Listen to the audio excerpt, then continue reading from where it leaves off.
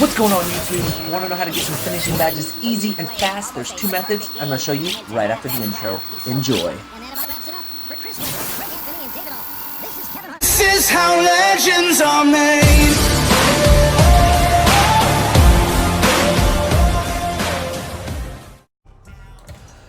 What is going on YouTube? This is Daily Time here. So today what we're going to be showing you the two easiest methods for finishing badges at all positions. So the two positions I'm going to be using today is my point guard and my power forward. Now the difference is my power forward maxed all his badges out.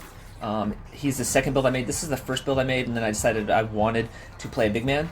He's a 6'5", 175, 82 overall, two-way slashing playmaker. As you can see, 5 finishing badges, 1 shooting, 5 playmaking, and 5 defense. So doesn't have all his badges, so this is definitely something that I can show you on how to use with my point guard. So I will be using clips of both my point guard and my power forward. First thing we're going to notice is you want to play my player nation, because you get double rep for your badges. Okay, so the first method, outside fast break play. This is something that you should do before you're able to start calling plays like ISO plays and stuff, because it allows you to free yourself up. As you can see, when we steal the ball here, what I'm going to do is one of the two things I recommend the most, which is floaters and reverse layups.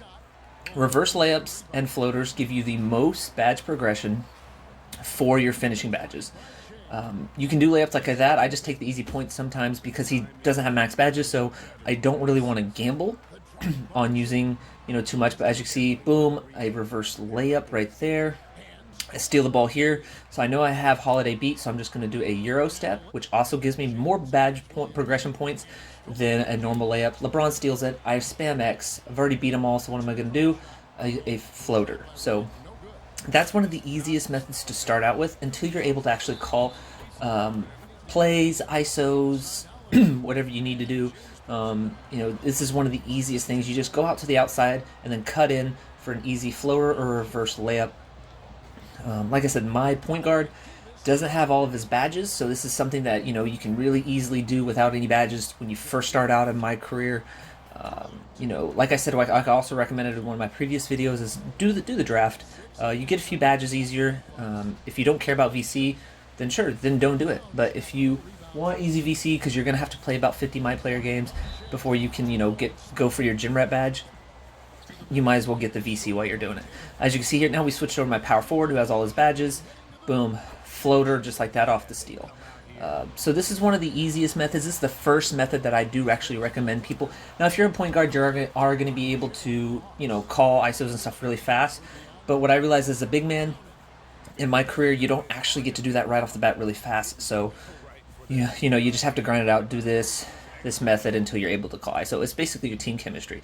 Second method, hash ISO plays. What everybody does to get their badges. Once you get it, quick ISO, everybody comes off to one side. You pass it, and immediately when you pass your player, you just spam X. And then, like I said, either do a reverse layup or a floater. For this one, if the floater's not there, if the big man cuts in, I just recommend doing a layup unless you can have timing to be able to do a reverse layup, because sometimes this is very hard to do a reverse layup on, especially if the big man cuts over really fast. So I definitely recommend that. As you can see here, boom, I've already beaten Holiday. Easy floater, green, money all day.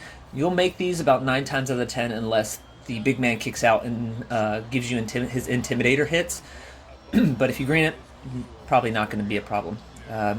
One thing I would recommend, as far as playmaking badges for this, try to get quick first step faster, and then contact finisher, just because you're going to be able to finish faster if you're starting to get badges. Switching over to my power forward, like I said, easiest thing to do in the world. Once you're able to call it, wasn't able to call it with him until I think 8 or 10 games in, and I play on 12 minutes until I'm a starter. Once I'm a starter, I cut it back to about 8 minutes per game until I get all my badges. Once I get all my badges and I've hit 95 overall, the main focus is cutting it down to 5 minutes and just getting a 99 overall super fast. It is going to take you about 50 games, like I said, but hey, why not get a 99 overall and then go to Park? There's a lot of people, I see a lot of 70 overalls with no badges trying to play in Park, and nobody's going to want to play with you, just point blank. So get your badges, use these two methods. Don't forget to like and subscribe so I can keep pushing out more content with you. for you guys, excuse me. And then as you see, I didn't play the whole game. I just subbed out a little bit to get this video out for you quicker and easier. So if you find this helpful, please leave a like I said. I hope you enjoyed it. There's all of the stats as far as what I did right there for you. So, you know, make sure you hit that subscribe button for me. Hit the noti button so that way you get my notifications faster, and I will see you in the next video.